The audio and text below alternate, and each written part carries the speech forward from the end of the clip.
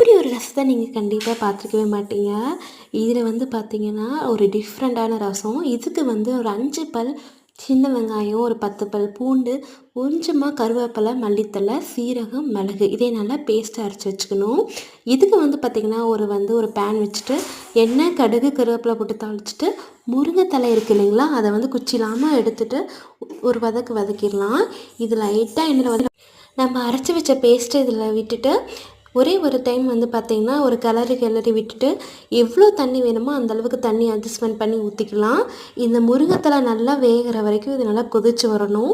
நார்மலான ரசம் மாதிரி கொதி வரதுக்கு முன்னாடி இறக்கக்கூடாது, இது நல்லா கொதித்து தான் இறக்கணும். இப்போ வந்து பார்த்திங்கன்னா நல்லா வந்து எசன்ஸ்லாம் இறங்கிடுச்சு. சூடான சாப்பாட்டுக்கு இந்த ரசத்தை வந்து போட்டு கொடுத்திங்கன்னா சூப்பராக எல்லோரும் சாப்பிட்ருவாங்க. நல்லா டேஸ்ட்டாக இருக்கும். இந்த குளிருக்கு வந்து பார்த்திங்கன்னா சளி பிடிக்காமல் குழந்தைங்களுக்கு இம்யூனிட்டி பவரும் நல்லா கிடைக்கும். ட்ரை பண்ணி பாருங்கள்.